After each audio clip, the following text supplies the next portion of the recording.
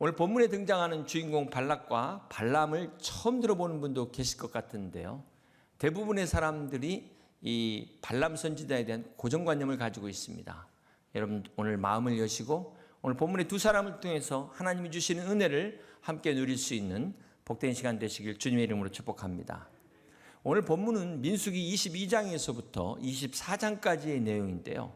간단하게 요약을 해서 말씀드린다면 출애굽한 이스라엘 백성들이 요단 동평에 그 막강한 아모리의 두 족속을 물리치고 이제 모압을 향해서 진군하게 됩니다.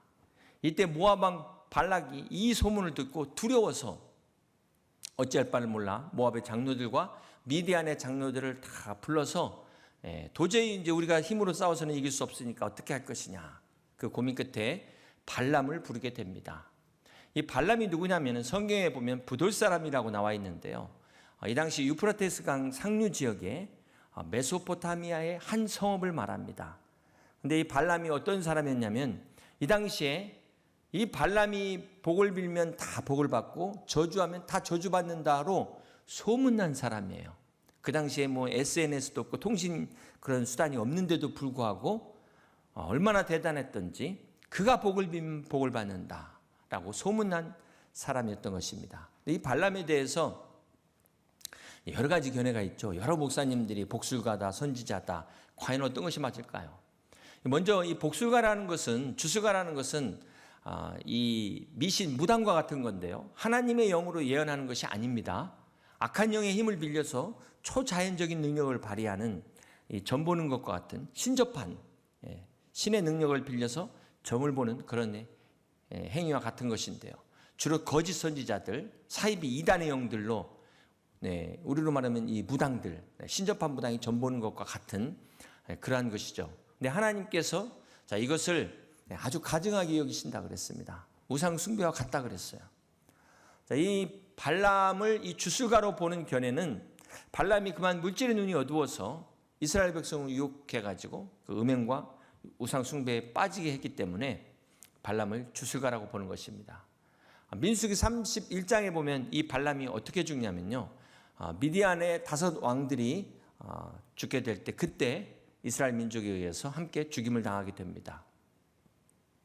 자, 그런가 하면은 이 발람을 하나님의 선지자로 보는 그러한 견해인데 우리 민수기 22장 12절과 13절을 같이 한번 보시겠습니다. 하나님이 발람에게 이르시되 너는 그들과 함께 가지도 말고 그 백성을 저주하지도 말라. 그들은 복을 받은 자들이니라.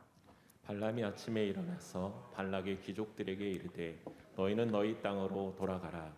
여호와께서 내가 너희와 함께 가기를 허락하지 아니하시느니라. 자, 이 모압 왕 발락의 명을 받아서 예물을 가지고 찾아온 이 모압의 장로들이 발람에게 이스라엘 백성을 저주해 달라고 이렇게 부탁을 받습니다.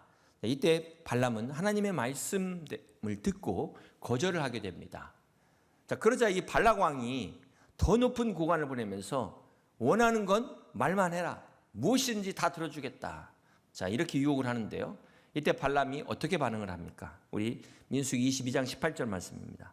발람이 발락의 신하들에게 대답하여 이르되 발락이 그 집에 가득한 은금을 내게 줄지라도 내가 능히 여호와 네 하나님의 말씀을 어겨 덜하거나 더하지 못하겠노라. 자, 이렇게 대답을 합니다.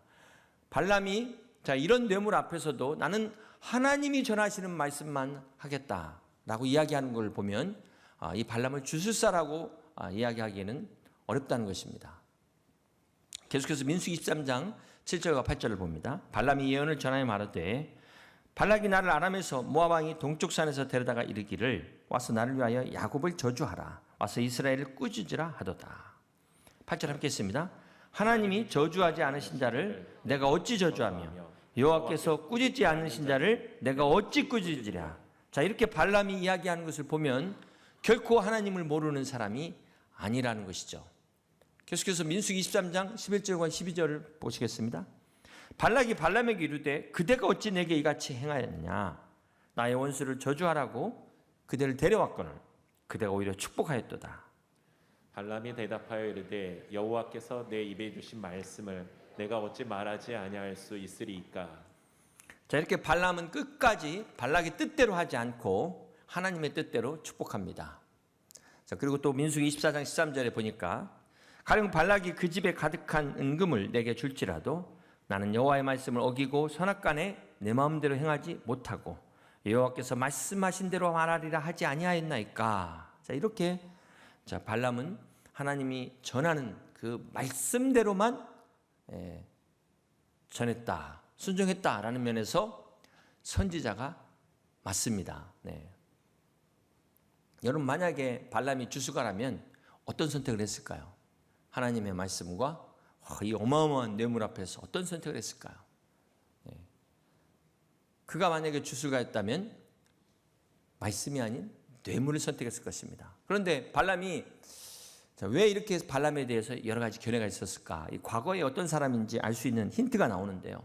민수기 24장 1절에 보면은 발람이 자기가 이스라엘을 축복하는 것을 여호와께서 선히 여기심을 보고 뭐라고 나와 있습니까? 전과 같이 점수를 쓰지 아니하고 네. 자, 발람이 이전에는 점수를 사용했다.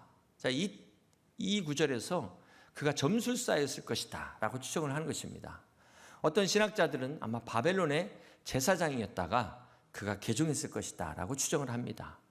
자, 그런데 중요한 것은 그가 이제 점수를 쓰지 않았다는 것은 회개했다는 것이죠. 네, 그래서 계속해서 어떻게 됩니까? 2절에 눈을 들어 이스라엘이 그 지파대로 천막 친 것을 보는데 그때에 하나님의 영이 그 위에 임하신지라. 발람이 회개하고 더 이상 점수를 사용하지 않을 때 하나님의 성령이 임하셨다는 것입니다. 민수기 22장 12절에 보면은 하나님이 발람에게 이르시되 분명하게 말씀하고 있어요. 여러분, 구약에 하나님을 믿지 않았던 이방의 아비멜렉 왕에게도 하나님께서 꿈을 보여주신 적이 있습니다. 자, 이것처럼 하나님께서 주술가에게도 말씀하실 수 있습니다. 자, 그렇지만 아무리 구약 시대라 하더라도 점을 보면서 동시에 하나님의 말씀을 전할 수는 없습니다. 왜냐하면 우리 하나님은 거룩하신 하나님이시기 때문에. 네. 절대로 두 가지를 동시에 할 수 없다는 거예요. 그러니까 또 하나 우리가 생각해 볼 것은, 자, 이 당시에 발람이 복을 비는 자는 복을 받고 저주하는 자는 저주받는다. 이게 하나님의 능력이 아니면 누구의 능력일까요? 네. 사단의 능력, 귀신의 장난일 텐데 하나님의 사람들이 이 귀신의 장난을 과연 이렇게 무서워할 필요가 있을까요? 발람이 하나님의 선지자가 아니었다면, 자, 이거는 이방신들, 우상 숭배자들이 하는 거짓말인데 굳이 이들의 저주를 이렇게 다 막을 필요가 있냐는 것입니다. 또 설사 발람이 복술가였다면 그 한 복술가가 축복한들 그게 무슨 의미가 있겠습니까? 그 저주가 무슨 의미가 있겠습니까? 그런데 오늘 본문에 보면 발람이 저주하려고 하는 것을 하나님이 막으시고 3번이나 다 축복하셨다는 것입니다. 자, 이것만 봐도 발람은 하나님의 진짜 선지자였다라는 것을 우리가 알 수가 있습니다. 자, 그렇다면 이 발람은 어떤 사람이 될까요? 네, 진짜 선지자였는데 그만 중간에 타락을 한 선지자가 된 겁니다. 이 발람이 비록 유혹에 넘어갔는데 재밌는 건 반전이에요. 반전. 항상 드라마에 보면 반전이 있지 않습니까? 하나님께서 발람을 못 가게 막으셨어야 했는데 어떻게 하십니까? 가게 하셔서 반전이 일어난 겁니다. 저주를 축복으로 바꿔버렸어요. 할렐루야. 네.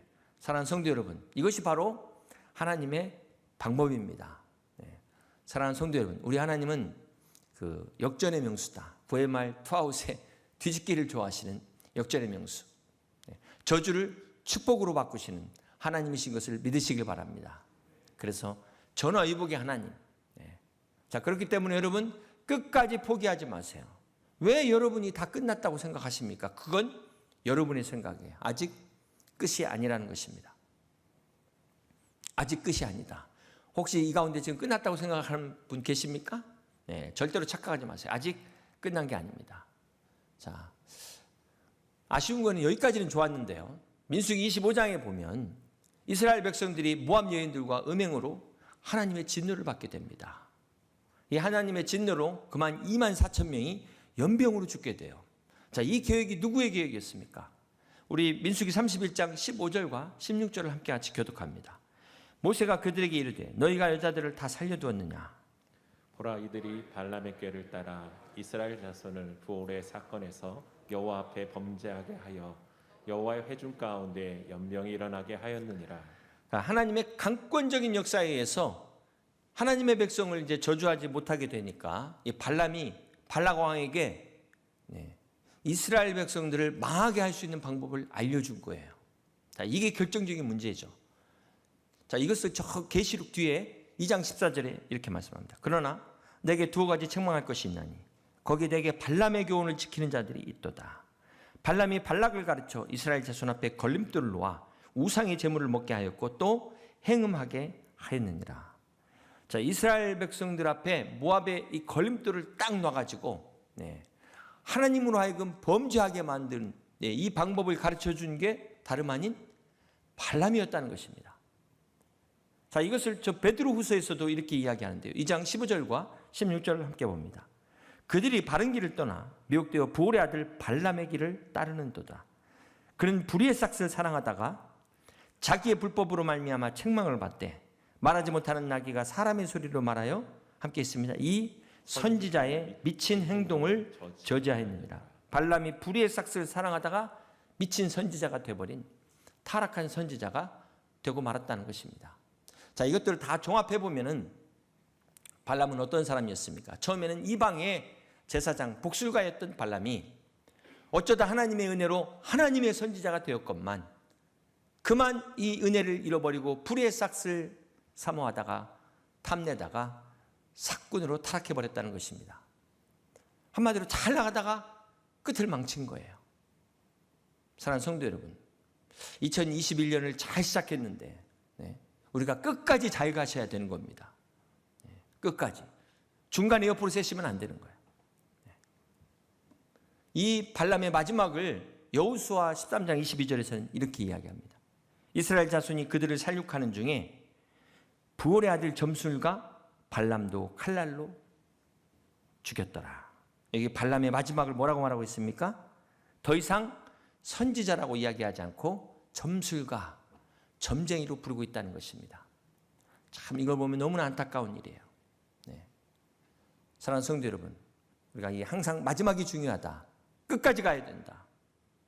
우리가 지금 실패했어도 여러분 끝까지 가야 되는 거예요.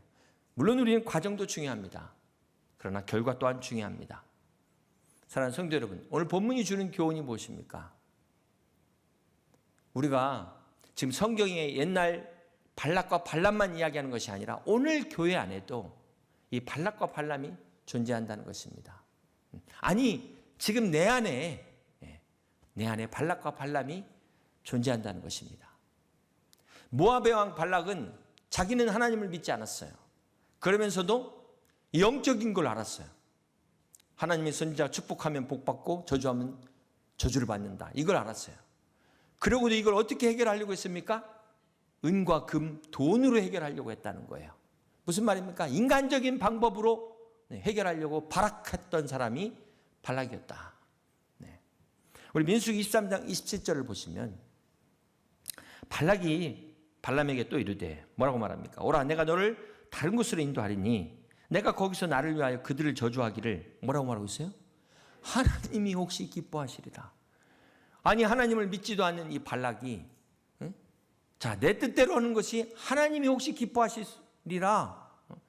자기 멋대로 갔다가 하나님의 뜻을 붙이는 걸 보세요. 아니, 도대체 이런 확신은 어디서 오는 건지 모르겠어요. 사랑하는 성도 여러분, 하나님의 뜻은 무엇입니까?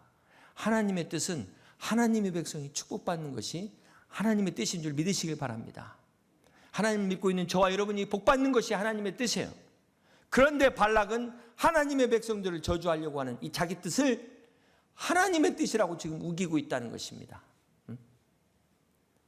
이렇게 믿음이 없는데도 영적인 건 알아가지고 이런 선지자의 힘을 빌려가지고 자기의 뜻을 이루려고 하는 이 발락, 이 발악하는 신앙, 이게 혹시 우리 안에 있지 않냐는 거예요. 우리 민수기 24장 10절 말씀 계속해서 봅니다. 발락이 발람에게 도하여 손뼉을 치며 말하되 내가 그대를 부른 것은 내 원수를 저주하라는 것이었거늘 그대가 이같이 3번 그들을 축복하였도다. 그러므로 그대는 이제 그대의 곳으로 달아나라. 내가 그대를 높여 심히 존귀하게 하기로 뜻하였더니 여호와께서 그대를 막아 존귀하지 못하게 하셨도다. 여러분 지금 발람에게 하는 말입니다. 지금 뭐라고 말하고 있어요? 마지막에 여호와께서 그대를 막아. 참 이 믿음이 없는데도 하나님이 하셨다고 이야기하잖아요. 참 이걸 보면은 정말 믿는다는 사람들이 거꾸로예요. 믿는다는 사람들은 하나님의 뜻을 인정하지 않고 있는데 이 발락 보세요. 하나님이 하셨다는 것을 인정하고 있습니다. 여러분 어떠십니까? 기도하면서 믿는다는 하나님의 사람들이 하나님의 뜻을 인정하지 않아요. 결과를 보고도 받아들이지 않습니다. 이걸 도대체 어떻게 해석해야 될까요? 신명기 2장 9절에 보면은 하나님께서 이스라엘 백성들에게 모압과는 싸우지 말라고 말씀을 하십니다. 여러분 이 모압이 누구죠? 아브라함의 조카인 그 롯의 딸에서 태어난 그 족속들이 모압 족속이 됩니다.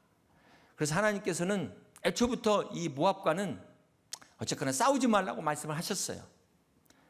그런데 이 발락이 하나님의 뜻을 몰랐기 때문에 이스라엘 백성은 싸울 마음이 없는데 자기가 싸우려고 하다가 지금 망한 거 아닙니까? 오늘 발락이 주는 교훈이 무엇입니까?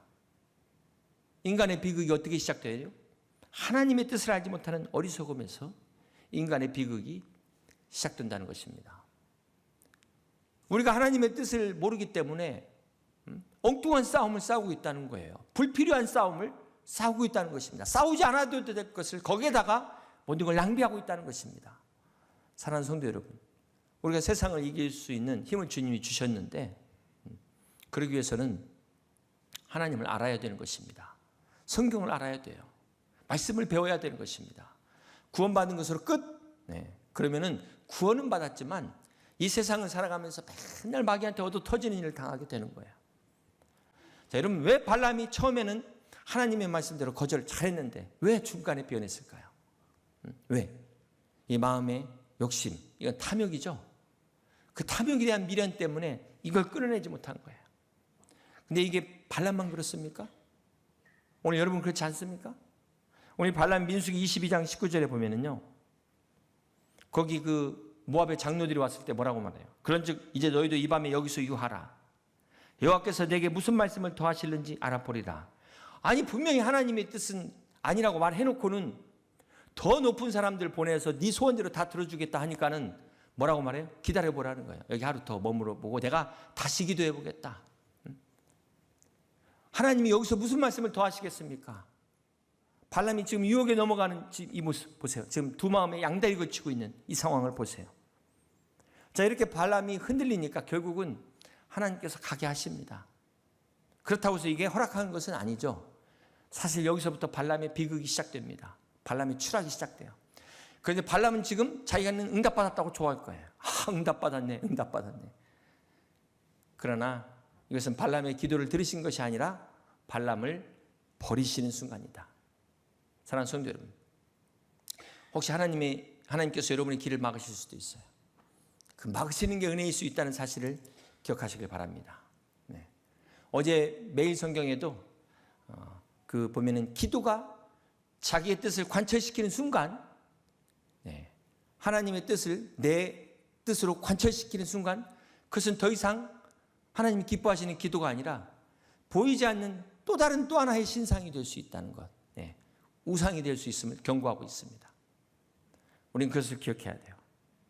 결국 이 발람이 이제 길을 떠나는데 누구를 만납니까? 여호와의 사자가 길을 딱 막고 서 있는 거예요. 여호와의 사자가 칼을 딱 빼서 들고 있는데 이걸 발람은 못 봤어요. 그리고 누가 봤습니까? 나귀가 봤어요. 나귀가 보고 막 도망치려고 발버둥을 치는데 발람이 화가 나는 거예요. 그래서 오히려 나귀를 막 때립니다. 채찍으로. 아니 지금 나귀가 무슨 죄가 있는 거예요? 나귀가 도대체 뭘 잘못한 겁니까? 이때 나귀가 억울해가지고 하나님께서 나귀의 입을 열게 하셨어요. 오죽하면 이 나귀의 입을 열게 하셨어요. 사랑하는 성도 여러분, 정말 맞아야 될 사람은 누굴까요? 나귀가 아니라 사실은 발람이 맞아야 될 사람이라는 것입니다. 그러니까 결국은 나귀의 입을 통해서 책망을 듣게 돼요. 사랑하는 성도 여러분, 우리가 하나님의 뜻을 벗어나서 계속 내고집으로 살게 되면 책망을 받는데 그것도 누구한테? 나귀한테 책망받는 꼴을 당할 수도 있다. 무슨 말이냐면 한마디로 말하면 짐승만도 못한 그런 상황이 될 수도 있다는 거예요. 이게 비참한 겁니다. 이게 오늘 이 발람의 모습이 혹 내 모습은 아니냐는 거예요. 어떤 분들에게는 분명히 하나님께서 응답하셨습니다. 보여주셨습니다. 그런데도 더 기도해보자는 거예요. 더 기도해보자. 왜 그럴까요? 왜 발람이 왜 그랬을까요? 2마리의 토끼를 잡으려고 했다는 것입니다. 하나님도 붙잡고 내 욕심도 붙잡고 이것이 문제로다. 이것이 문제로다. 사랑하는 성도 여러분, 선지자는 어떤 사람입니까? 본래 하나님의 말씀을 들어서 이스라엘 백성들에게 들려주는 사람이 선지자예요. 하나님의 비전을 보지 못하는 백성들에게 하나님의 비전을 보여줘야 될 사람이 선지자인 것입니다. 그런데 이 선지자였던 발람이 그만 탐욕 때문에 나귀도 보는 것을 보지 못하게 됐다는 거예요. 이게 타락입니다. 자, 이것은 오늘 우리도 마찬가지라는 거예요. 오늘 우리도 예외가 없습니다. 탐욕으로 가득 찬 사람은 하나님을 만날 수가 없는 거예요. 하나님의 음성을 들을 수가 없는 것입니다. 들어도 깨닫지를 못하는 것입니다. 그런 사람들의 공통점이 자기 무덤을 판다는 거예요. 자기 무덤을. 탐욕 때문에 눈이 멀었어. 오늘 본문에 하나님의 뜻과 이 자기의 탐욕 사이에서 갈등하는 이 발람이 오늘 내 모습은 아니냐. 성경이 이것을 말씀하고 있다는 것입니다. 지금 이 발람 때문에 오도 가도 못하는 이 나귀 신세 한번 보세요. 오늘 나 때문에 우리 가정이 고생하고 함께하는 사람들이 오도 가도 못하는 그런 신세가 될 수도 있다는 것입니다. 사랑하는 성도 여러분, 오늘 우리가 회개해야 됩니다. 혹이라도 하나님이 기뻐하시지 않는다는 걸 알면서도 끝까지 이 죄악과 탐욕을 고집했다면 결과는 나귀한테까지 모욕받는 일이 온다는 거예요. 짐승만 또 못한 상황에 처할 수도 있다는 것입니다. 그 전에 깨달으시라는 거예요. 그 전에. 사랑하는 성도 여러분, 오늘 본문이 우리에게 주는 교훈이 무엇입니까? 하나님의 선지자도 이렇게 유혹에 넘어진다면 하물며 우리일까 보냐. 저와 여러분도 예외가 없다는 사실입니다. 만약 우리가 아직까지 넘어지지 않았다면 그건 2가지 이유예요. 그 유혹이 약했든지 아니면은 하나님께서 우리를 보호하고 있든지 둘 중에 하나입니다. 만약 내 약점을 오늘 이 발람처럼 발락이 막 고관들을 보내면서 네 소원 뭐든지 다 들어줄게 하고 공격한다면 여기서 버틸 사람 몇 명이나 있을까요? 여기서 나만 할 수 있는 사람 누가 있겠습니까? 그러므로 사랑하는 성도 여러분, 우리가 성령의 충만함을 받는데 받는 것으로 끝나면 안 되는 것입니다. 오늘 이 유혹 가운데서 우리가 승리하기 위해서 어떻게 해야 될까요? 여러분, 마귀의 유혹에서 승리하는 방법은 우리 본성을 억누르고 있는 것보다 맞대응 작전으로 나가야 됩니다. 이거 억누르는 거는 잘 누르고 있다가 한 번 실수하면 이게 스프링처럼 튀어나가가지고 참 어려운 경우가 있어요. 근데 마귀의 유혹에 이 36개 무조건 도망갈 게 아니라 공격이 최선의 방어다. 이때 쓰는 말이에요. 이게 야고보서 4장 7절에 나와 있는 말씀입니다. 그런즉 너희는 하나님께 복종할지어다. 마귀를 피하라, 대적하라. 그리하면 너희를 피하리라. 그렇습니다. 예수 그리스도의 능력으로 사단 마귀를 대적할 때 한 길로 왔던 마귀가 10길로 떠나갈 것을 믿으시기를 바랍니다. 사랑하는 성도 여러분, 이제 오늘 말씀의 결론을 내립니다. 어제 우리 목회자들 예배드리고 함께 같이 회의하면서 이 말씀을 잠깐 나눴어요. 얼마든지 발람 선지자가 타락한 것처럼 우리들도 이렇게 될 수 있다. 우리 자신을 돌아봐야 된다. 이제 말씀을 정리합니다. 사랑하는 성도 여러분, 세상은 이렇게 지금 광야를 지나는 이스라엘 백성들을 저주하는 모압 왕 발락처럼 세상은 하나님의 자녀들을 어떻게 하면 망하게 할 것인가 막 끌어내리려고 호시탐탐 우는 사자와 같이 삼킬 자를 찾는 그러한 세상이라는 것을 우리는 잊지 말아야 될 것입니다. 그러면서 동시에 우리 하나님은 그런 가운데서도 끝까지 우리와 함께 하시며 우리를 축복하시는 하나님이심을 믿으시길 바랍니다. 우리 주님께서 이미 십자가에서 모든 저주를 다 담당하셨어요. 그러므로 오늘 하나님께서 우리 원수들의 저주까지도 축복으로 바꾸시는 전능하신 하나님이심을 믿으시길 바랍니다. 사단이 아무리 지혜롭고 아무리 발버둥 쳐도 하나님 앞에 따라올 수가 없죠. 감히 어디 하나님 앞에 하나님의 그 수에 앞설 수 있겠습니까? 그 전능하신 하나님께서 지금도 여러분과 함께 하셔서 낮의 해와 밤의 달이 상치 못하도록 지키시고 보호하시고 함께 하시는 것을 믿으셔서 2021년 남은 시간까지, 아니 주님 앞에 갈 때까지 끝까지 성령 충만함을 지키셔서 승리하시는 우리 여의도 침례교회 모든 교우들 다 되시기를 주님의 이름으로 간절히 축원합니다.